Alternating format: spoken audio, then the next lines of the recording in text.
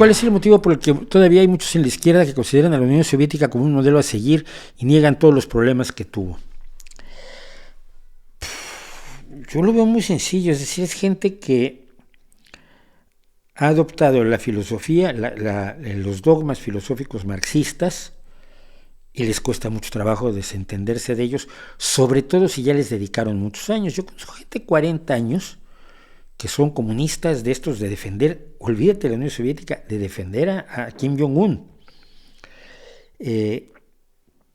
Porque parten de la base de que cualquier cosa es mejor que el capitalismo. Yo creo que hay muchísimas cosas que pueden ser mejores que el capitalismo y tenemos que encontrarlas y ponerlas en práctica. Pero como la única opción que se ha presentado hasta ahora es el marxismo, consideran que el marxismo debe seguir siendo defendido y que la Unión Soviética estaba mejor antes de lo que está Rusia ahora, que en algunas cuestiones puede que sea verdad, sobre todo en cuestiones de igualdad de la mujer, por ejemplo, que la Unión Soviética mantuvo desde 1924, si mal no recuerdo, estableció una igualdad que ahora está desaparecida, en la escasez permanente, pero no del todo, que no implicaba en ningún lugar una pobreza lacerante en la Unión Soviética, que ahora implica pobreza. Hay lugares donde hay pobreza lacerante. Son argumentos muy endebles, porque finalmente lo que no había es la libertad, la capacidad de cambiar tu gobierno, la capacidad de participar en la toma de decisiones, la libertad de moverte, la libertad de trasladarte, el no estar siendo vigilado por un Estado autoritario y autocrático, pero consideran que eso es mejor, o debe haber sido mejor, que vivir en la Europa o en los Estados Unidos o en el Japón en el que vivimos actualmente.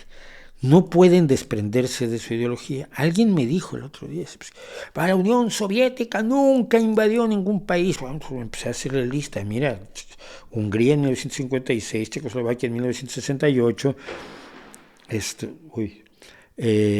Afganistán, por supuesto, que fue lo que acabó destruyendo a la Unión Soviética. Claro que invadió, bueno, pero China no invadió nada. No, mira que Mongolia, que mira que el Tíbet.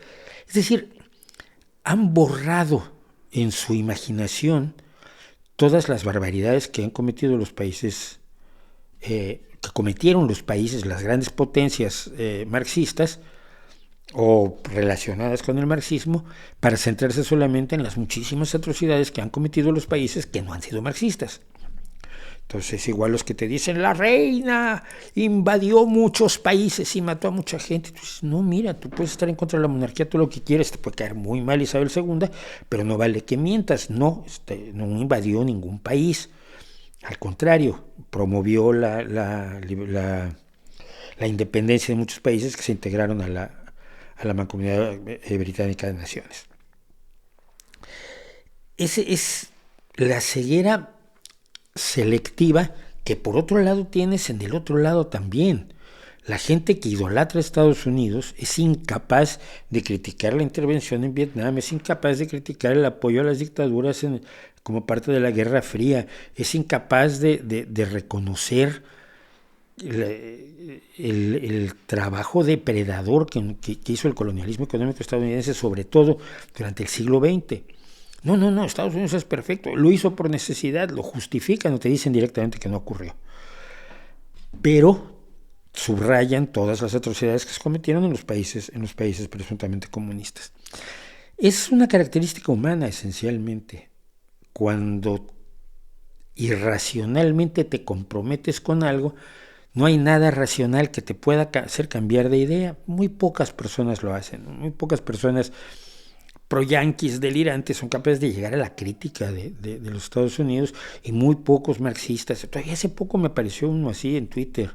Decía, hay un comunista de 1970, pero todavía en su caja original, como los juguetes estos que se venden todavía con el plástico original y sin abrir, ¿no? La caja sin abrir, que vale mucho más que si abriste la caja. Y este tío, yo creo que se lo cree sinceramente, como otras personas que yo conozco, que se lo creen sinceramente, son incapaces de ejercer la razón porque les saldría emocionalmente muy caro, emocionalmente muy costoso les resultaría. Y pasa con las religiones. Y algunas personas nos damos el lujo de que solo nos pase, por ejemplo, con el deporte. Cuando yo veo, no sé, estos últimos días, estas últimas 2 semanas, yo veo a España jugar el Eurobásquet.